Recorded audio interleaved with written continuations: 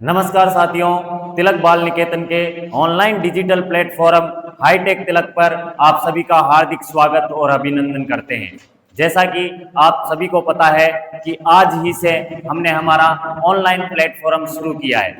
आज जो टॉपिक हम पढ़ने जा रहे हैं वो 11th और 12th के साथ साथ जेट, सीयूईटी जैसे इंट्रेंस एग्जामों में भी बहुत ही महत्वपूर्ण भूमिका रखता है। टॉपिक का नाम है पादप रोग विज्ञान या प्लांट पैथोलॉजी। तो टॉपिक का नाम जो है उसे अंग्रेजी में कहते हैं प्लांट पैथोलॉजी। क्या कहते हैं बच्चों?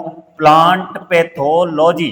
और इसी को हिंदी में कहा जाता है पादप रोग विज्ञान। क्या कहा जाता है बच्चों? पादप रोग विज्ञान। यानी कि आज जिस टॉपिक के बारे में हम पढ़ने जा रहे हैं उस टॉपिक का नाम है पादप रोग विज्ञान। और ये जो टॉपिक है दोस्तों, ये टॉपिक अच्छों के समझ में नहीं आता, लेकिन मैं आपसे वादा करता हूं कि आज की क्लास में ये टॉपिक आप पूरा का पूरा सीख के जाओगे और बड़े ही आसान शब्दों में। तो आइए शुरू करते हैं अपना पहला टॉपिक। ये जो प्लांट पैथोलॉजी है, ये जो प्लांट पैथोलॉजी है, ये प्लांट पैथोलॉजी मुख्यतः एक ग्रीक भाषा का शब्द है। किस भाषा का शब्द है बच्चों? ग्रीक भाषा का। ग्रीक भाषा का, ग्रीक लैंग्वेज का ये वर्ड है। और ग्रीक लैंग्वेज में भी मुख्यतः ये 3 शब्दों से मिलकर बना हुआ है। कितने शब्दों से मिलकर बना हुआ है बच्चों? 3 शब्दों से मिलकर बना हुआ है, जिसमें पहला शब्द आता है फाइटोन। क्या आता है बच्चों? फाइटोन। दूसरा शब्द जो आता है वो आता है पैथोज। क्या आता है बच्चों? पैथोज। और जो तीसरा शब्द आता है वो आता है लोगस। यानी कि मैंने आपको स्टार्टिंग में केवल इतना सा बताया कि एक टॉपिक है जिसका नाम है प्लांट पैथोलॉजी। ये जो प्लांट पैथोलॉजी है, इसका सामान्य भाषा में या हिंदी भाषा में जो इसका अर्थ होता है वो होता है पादप रोग विज्ञान। और ये जो पादप रोग विज्ञान है, ये मुख्यतः ग्रीक भाषा के शब्द 3 शब्दों से मिलकर बना हुआ है, जिसमें एक शब्द का नाम है फाइटोन, एक शब्द का नाम है पैथोज और एक शब्द का नाम है लोगस। यदि आपको यहां तक समझ में आया है तो अपन आगे चलते हैं, और आगे चलने पर इन शब्दों का अर्थ मैं आपको समझाऊंगा। ये जो फाइटोन होता है, ये जो ग्रीक वर्ड है, इसे हिंदी भाषा में प्लांट कहते हैं। क्या कहते हैं बच्चों? प्लांट कहते हैं। और प्लांट को अपनी हिंदी में क्या कहा जाता है? पादप कहा जाता है। क्या कहा जाता है बच्चों? पादप कहा जाता है। ठीक उसी प्रकार से ये जो पैथोज ग्रीक वर्ड है, ये मुख्यतः इंग्लिश भाषा के पैथोजन से बना है। किससे बना है? पैथोजन से। और ये जो पैथोजन का हिंदी में अर्थ होता है, किसका?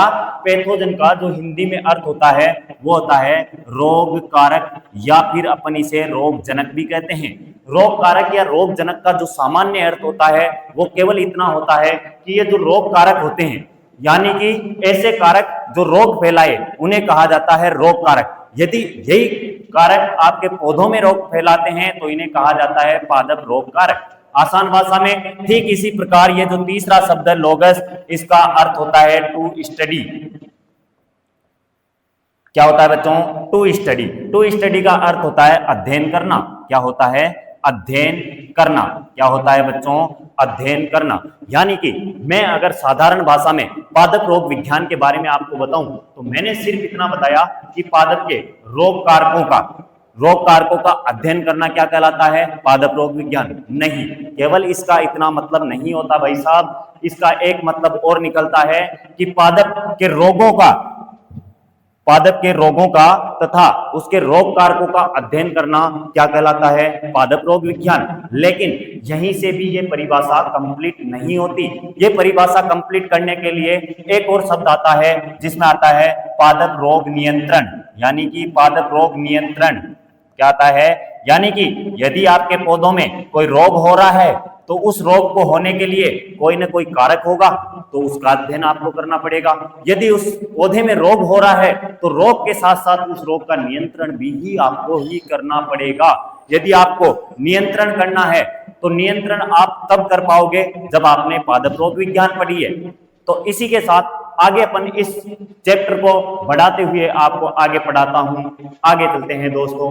जैसा कि ऐसा माना जाता है कि पादप रोग विज्ञान कोई नवीनतम शाखा है विज्ञान की, क्योंकि मनुष्य जाति इतनी लालची हो चुकी है कि वो केवल अपने रोगों के बारे में सोचती है, कभी भी उसने पादप के रोगों के बारे में नहीं सोचा। इससे दुखी होने लगे कौन? जितने भी रोग कारक थे।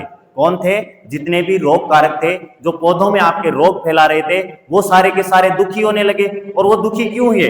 क्योंकि मनुष्य जाति लालची थी। मनुष्य जाति ने केवल अपना भला देखा और केवल अपने ही रोगों के बारे में किताबों में छापा। इससे दुखी हुए जितने भी पादप में रोग फैलाने वाले कारक थे, और उन्होंने कहा कि कुछ भी हो जाए, हम भी ये कारनामा करके दिखाएंगे कि हमारा भी नाम किताबों में आए। और हमारा नाम किताबों में कब आ सकता है? जब हम मनुष्य जाति को दुख पहुंचाएंगे, जब हमारा नाम किताबों में आएगा और आने वाली पीढ़ियां हमारे बारे में पढ़ेगी। तो इसी के आधार पर, किसके आधार पर? इसी के आधार पर अपना नाम बनाने के चक्कर में पादप रोग कारकों ने बहुत सारे आंदोलन किए। क्या किए बच्चों? बहुत सारे आंदोलन किए। और आंदोलन करने का केवल और केवल एक ही उद्देश्य था कि क्यों ना हम भी फेमस हो, क्यों ना हमारा नाम भी किताबों में आए। और उनका ये प्रयास सफल भी रहा। उनका सफल प्रयास अपन इसी आधार से पता लगा सकते हैं, क्योंकि आज अपन पादप रोग विज्ञान पढ़ रहे हैं। तो आइए साथ चलते हैं आगे। यदि इस पादप रोग विज्ञान की स्टडी की बात करूं, तो सर्वप्रथम जिस आदमी ने इसके बारे में अध्ययन किया था, किसने? सर्वप्रथम जिस आदमी ने इसके बारे में अध्ययन किया था, उनका नाम था एंटोन डी बेरी। क्या नाम था बच्चों? Anton D berry. और एंटोन डी बेरी ने पादप के रोगों का अध्ययन किया था। इसी कारण पादप रोग विज्ञान के विश्व जगत में जो जनक और पिताजी माने जाते हैं, वो कौन माने जाते हैं? Anton D berry. यानी कि सर्वप्रथम जब ये विद्रोह कर रहे थे, आंदोलन कर रहे थे पादप के रोग कारक, तब एंटोन डी बेरी ने सोचा कि बहुत ही जल्द मुझे भी फेमस होना है। और उसने सर्वाधिक सबसे पहले अध्ययन करना शुरू किया पादप के रोगों और रोग कारकों पर। इसी कारण इनको बना दिया पिताजी। तो रोग भी फेमस हुए और साथ साथ में एंटोन डी बेरी भाई साहब भी फेमस हो गए। एंटोन डी बेरी को देखकर एक और इंसान मोटिवेट हुए, और उन इंसान का नाम था ईजे बटलर। क्या नाम था बच्चों? E J Butler. ईजे बटलर ने कहा, यदि विश्व में एंटोन डी बेरी विश्व में यदि एंटोन डी बेरी जनक बन सकते हैं, पिताजी बन सकते हैं पादप रोग विज्ञान के, तो क्यों ना मैं भी भारत में ऐसा काम करूं। और भारत के लोग अज्ञानी थे, बेचारे भोले ढाले लोग थे, उन्हें ये पता नहीं था कि ये ईजे बटलर भारत में पादप रोग विज्ञान के जनक बन जाएंगे। और इसने भारत में कुछ रोगों का अध्ययन किया, और कुछ रोगों का अध्ययन करने के बाद बटलर साहब को भारत में प्लांट पैथोलॉजी का फादर बना दिया गया। कहां बनाया गया? भारत में। किसका फादर बनाया गया? पादप रोग विज्ञान का या प्लांट पैथोलॉजी का जनक बना दिया गया। किसे? ईजे बटलर को। वर्तमान समय में, या यूं कहूं कि आधुनिक काल में, जो पादप रोग विज्ञान के बारे में, वर्तमान तो नहीं कहेंगे लेकिन आधुनिक काल बोल सकते हैं कि आधुनिक काल में ये कार्य जिस आदमी ने किया, उस आदमी का नाम था पीए माइकेली। क्या नाम था बच्चों? पीए माइकेली। इसी कारण वर्तमान समय में, वर्तमान ना बोलकर मैं आधुनिक बोलूं तो और भी ज्यादा अच्छा रहेगा, कि आधुनिक काल में जिस व्यक्ति ने सर्वाधिक पादप के रोगों के बारे में अध्ययन किया और सर्वाधिक पादप के रोगों का अध्ययन करके उनके बारे में बताया, ये कारनामा करने वाले वैज्ञानिक थे पीए माइकेली। और पीए माइकेली के इस कारनामे के कारण ही इन्हें क्या कहा जाता है? विश्व में, कौन से में? विश्व में। कहां पर बच्चों? विश्व में आधुनिक पादप रोग विज्ञान के जनक के रूप में जाना गया। तो सीधी सीधी बात है, तीन व्यक्तियों ने यह सोचा कि क्यों न पादप की रोग विज्ञान नई शाखा है, यदि इनके बारे में अध्ययन करेंगे तो अपना भी नाम होगा, अपना भी नाम किताबों में आएगा।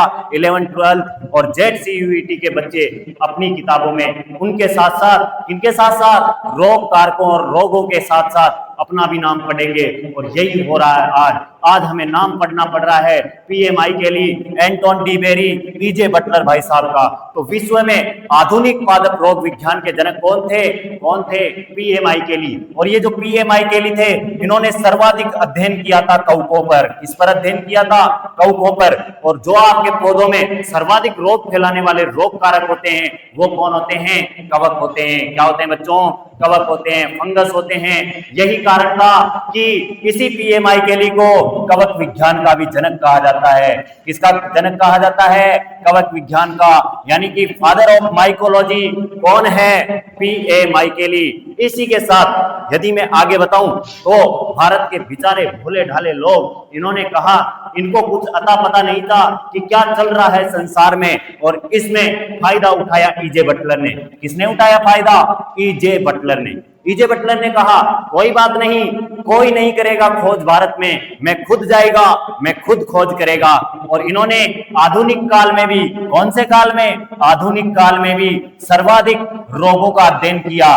किसका अध्ययन किया? सर्वाधिक। तो आधुनिक पादप रोग विज्ञान के जनक इन इंडिया, यानी कि भारत में, भारत के भोले डाले लोगों के इतना पता नहीं था। उन्होंने सोचा क्या पता कौन उलझेगा पौधों में, लालची भी थे। उनको लगा कोई पैसा नहीं है, कोई धन नहीं है, क्यों अपन पौधों के बारे में पढ़े। लेकिन ईजे बटलर ने यह सोचा कि यदि मैं पढ़ेगा पौधों के बारे में तो आने वाली पीढ़ियां मेरे बारे में पढ़ेगी। और यही हुआ आधुनिक पादप रोग विज्ञान के जनक इंडिया में। किसमें? इंडिया में, यानी कि भारत में जिस आदमी को कहा जाता है उस आदमी का नाम है ईजे बटलर। यहां से ये कहानियां शुरू होती है। मैंने केवल इतना समझाया बच्चों कि पादप रोग विज्ञान एक शाखा है। किसकी शाखा है? जीव विज्ञान की शाखा है। और इस शाखा का जो मुख्य उद्देश्य था, वो मुख्य उद्देश्य यह था कि पादप के रोगों का अध्ययन किया जाए।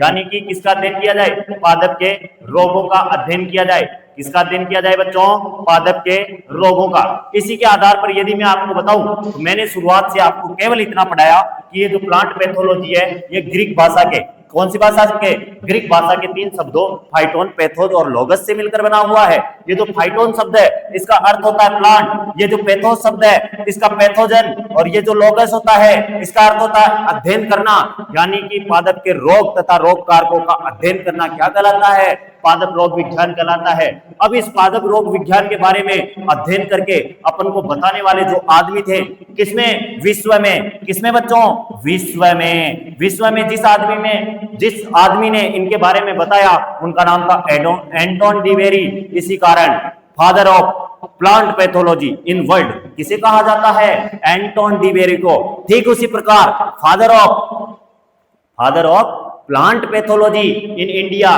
किसे कहा जाता है? E J Butler. ठीक उसी प्रकार आधुनिक काल में जिस आदमी ने सर्वाधिक इन चीजों का अध्ययन किया उस आदमी का नाम था पीए माइकेली।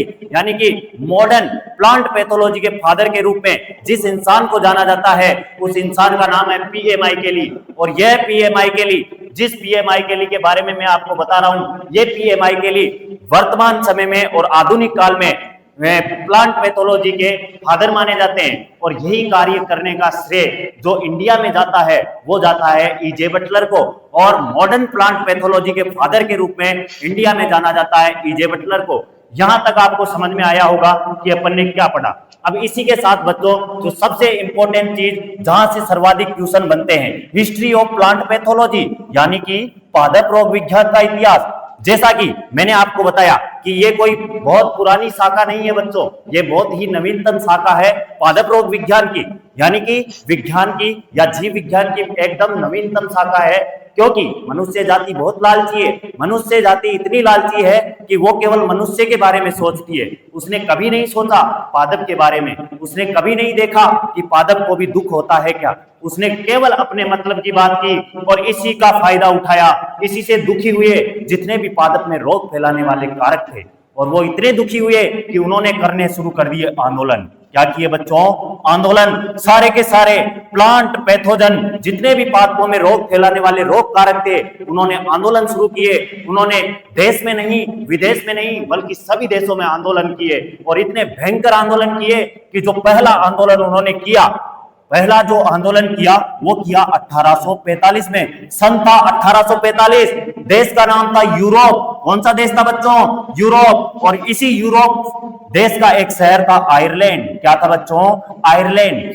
यानी कि इस बात से दुखी होके, इस बात से कि अपना नाम किताबों में नहीं आ रहा, केवल मनुष्य अपने ही नामों को प्रयोग कर रहा है, इस बात से दुखी होकर जितने भी पैथोजन थे, प्लांट पैथोजन थे, जितने भी पादपों में रोग फैलाने वाले कारक थे, उन्होंने शुरू किए आंदोलन। और आंदोलन शुरू करने के बाद जो पहला आंदोलन उन्होंने किया वो किया यूरोप में, और यूरोप का एक शहर है जिसका नाम है आयरलैंड, और तारीख थी 1845 की, सन था 1845, और इन्होंने कहा कि अब हम रोग फैलाएगा किसमें? फसलों में, और जब हम रोग फैलाएगा फसलों में तो आपको भयंकर क्षति होगी, मनुष्य जाति दुखी होगी। और मनुष्य जाति के लिए जो फेवरेट फसल है सबकी, तुम भी खाते हो, हम भी खाते हैं, गरीब की सब्जी है जिसे कहते हैं आलू। क्या कहते हैं बच्चों? आलू कहते हैं, आलू। और इसी आलू में एक भयंकर बीमारी फैलाई, जिस बीमारी का नाम था पछेती अंगमारी, या फिर इंग्लिश में कहूं तो लेट ब्लाइट ऑफ पोटैटो। साधारण भाषा में कहूं तो इन्होंने 1845 में जो आंदोलन किया, किन्होंने सारे के सारे प्लांट पैथोजनों ने मिलकर, और मुख्य जो लीडर बनाया, जिसे चुनावों में खड़ा किया, उस चुनाव में खड़ा करने वाले आदमी का नाम था कवक। कवक ने कहा मैं जाएगा, सबसे पहले मैं खुद जाएगा और मैं खुद आंदोलन करेगा, मैं आंदोलन को लीड करेगा। और इसने आंदोलन को लीड किया, और इतना भयंकर तरीके से लीड किया कि 1845 में जिस शहर की 80% आबादी का मुख्य स्रोत, आधार, आत्मनिर्भरता थी 80%, वो कौन सी फसल थी? आलू थी। कहां की? आयरलैंड शहर की। उस आयरलैंड शहर की जो मुख्य फसल थी आलू, उसी फसल में एक भयंकर बीमारी फैलाई। आलू में, आपका मेरा सबका फेवरेट आलू में एक भयंकर बीमारी फैलाई जिसका नाम था पछेती अंगमारी, यानी कि लेट ब्लाइट ऑफ पोटैटो। इस बीमारी को फैलाने का जो मुख्य कारक था, उस कारक का नाम मैंने साधारण भाषा में आपको कहा कि उस कारक का नाम क्या था? कवक था। लेकिन क्वेश्चन यहां से नहीं पूछा जाता बच्चों, ये तो सभी को पता होता है। क्वेश्चन पूछा जाएगा कि इस कवक का वैज्ञानिक नाम क्या है? क्या पूछा जाएगा बच्चों? वैज्ञानिक नाम क्या है? तो इस कवक का वैज्ञानिक नाम था फाइटोप्थोरा इन्फेस्टेंस। क्या नाम था बच्चों? Phytophthora infestans. फाइटोप्थोरा इन्फेस्टेंस, यानी कि साधारण भाषा में कहूं तो मैंने केवल इतना बताया कि 1845 से पहले मनुष्य जाति इतनी ऐसी लालची हो चुकी थी कि वो कभी भी पादप के रोगों के बारे में अध्ययन नहीं करती थी। लेकिन पादप के रोगों ने और रोग कारकों ने यह सोचा कि यदि ऐसा ही चलता रहा इस संसार में तो कभी पादप के रोगों के बारे में अध्ययन किया ही नहीं जाएगा, अपना नाम कभी किताबों में आएगा ही नहीं। इससे दुखी हुए। कौन दुखी हुए? जितने भी पादप में रोग फैलाने वाले कारक थे। और उन्होंने आंदोलन किया, और आंदोलन करने का श्रेय कब गया? सबसे पहले उन्होंने आंदोलन किया 1845 में, और जगह चुनी यूरोप देश का आयरलैंड शहर। और इस आयरलैंड शहर में जो मुख्य फसल होती थी, जो उनकी 80% आजीविका का साधन थी, वो साधन था आलू की फसल। और इस आलू की फसल में उन्होंने एक भयंकर बीमारी फैलाई जिसका नाम था पछेती अंगमारी, या जिसे तुम अंग्रेजी में कहते हो लेट ब्लाइट ऑफ पोटैटो। ये बीमारी जिस कोजल ऑर्गेनिज्म के कारण होती है, उस कोजल ऑर्गेनिज्म का नाम है कवक, और इस कवक का वैज्ञानिक नाम फाइटोप्थोरा इन्फेस्टेंस। इसी के आधार पर आगे चलने के बाद ये पता चला कि कवकों ने सोचा कि केवल आयरलैंड के शहर में ही मेरा नाम जाना गया, आयरलैंड या फिर यूरोप देश में ही केवल मेरा नाम जाना गया। इससे कवक फिर दुखी हुए। उन्होंने कहा अभी मैं रुकेगा नहीं, मैं फिर से आंदोलन करेगा। क्या करेगा? मैं आंदोलन करेगा। उन्होंने फिर से आंदोलन किया और सन चुना 1878, देश चुना फ्रांस। उन्होंने क्या किया? 1878 में फिर एक देश चुना जिसका नाम था, क्या नाम था? फ्रांस। उन्होंने कहा अब देश में नहीं, मैं हर देश में जाके रोग फैलाएगा, तब जाके ये मनुष्य जाति मेरी महत्वता को समझेगी। और 1878 में उन्होंने एक भयंकर आंदोलन किया। किन्होंने किया? कवकों ने किया। अभी तक कवक ही लीडर बनता चला जा रहा है। जब तक इसकी दवाई नहीं बनेगी तब तक कवक ही लीडर बनेगा। और कवक ने ही लीडर बन के ये जो कारनामा किया, कहां पर? फ्रांस देश में रोग फैलाया। और फ्रांस में जो मुख्य फसल थी, उस फसल का नाम था अंगूर, जिसे आप और हम कभी खाते नहीं है। क्या नहीं खाते? आप और हम कभी नहीं खाते। हम कभी कभी देखते हैं केवल अंगूर की फसल को। और ये जो अंगूर की फसल में इन्होंने एक रोग फैलाया जो मुख्यतः किसमें? प्लाज्मोफोरा विटिकोला नामक कवक द्वारा होता है। किसके द्वारा होता है बच्चों? प्लाज्मोफोरा विटिकोला नामक कवक के द्वारा एक रोग फैलता है। किसमें? आपके अंगूर में। और इस अंगूर में जिस बीमारी में जिस बीमारी का ये कारक है उस बीमारी का नाम है आपके डाउनी माइल्ड्यू ऑफ ग्रेप्स। क्या नाम है बच्चों? Downy mildew of grapes. क्या नाम है बच्चों? Downy mildew of grapes. यानी कि साधारण भाषा में 1845 में सबसे पहले एक बीमारी आई, किसके द्वारा? कवकों के द्वारा। कहां आई? यूरोप में आई। शहर क्या था? आयरलैंड था। और आयरलैंड शहर में आलू की फसल में मुख्य बीमारी आई और उस बीमारी के कारण वहां पर लगभग 12.5 लाख लोगों की मृत्यु हुई। 12.5 लाख लोगों की जब मृत्यु हुई तब आयरलैंड के लोगों को समझ में आया कि अब फसलों के रोगों को पढ़ना जरूरी है। जब मनुष्य जाति पर संकट आता है, जब मनुष्य जाति पर संकट आया है, मनुष्य जाति ने तब उन चीजों का अध्ययन करना शुरू किया है। जब मनुष्य जाति पर आयरलैंड में संकट आया, 12.5 लाख लोग मरे, तब यूरोप के लोगों को और आयरलैंड के लोगों को यह समझ में आया कि आज हमें किसको पढ़ना चाहिए? पादप रोग विज्ञान को पढ़ना चाहिए। लेकिन यूरोप के लोगों ने जब पढ़ना शुरू किया तो बाकी के देशों ने सोचा क्यों, क्या फर्क पड़ता है, केवल यूरोप में ही तो रोग फैला था। इससे दुखी हुए कवक उन्होंने फिर आंदोलन किया। उन्होंने अब की बार देश चुना फ्रांस, और फ्रांस में जो मुख्य फसल होती है वो होती है अंगूर की फसल। और ये जो अंगूर की फसल होती है वहां पर अलग अलग कलर के अंगूर होते हैं, सुंदर सुंदर अंगूर होते हैं। उन्होंने कहा मैं अंगूर नहीं होने देगा, किसी भी कंडीशन में अंगूर नहीं होने देगा, जब तक मेरा नाम किताबों में नहीं आएगा, जब तक फ्रांस के लोग मेरे बारे में नहीं पढ़ेंगे, तब तक कवक ने कहा। और कौन से कवक ने? प्लाज्मोफोरा विटिकोला नामक कवक ने कहा जब तक मेरा नाम आप किताबों में नहीं डालोगे तब तक मैं फ्रांस में अंगूर नहीं होने देगा। यही कारण था कि अंगूर में जिस बीमारी के कारण भयंकर क्षति हुई, किस फसल को? अंगूर की फसल को। उस बीमारी का नाम था डाउनी माइल्ड्यू ऑफ ग्रेप्स, या हिंदी में कहूं मर्दू-रोमिल आसिता। क्या नाम था? मर्दू-रोमिल आसिता। या फिर इस बीमारी का एक और नाम है जिसे कहा जाता है तुलासिता।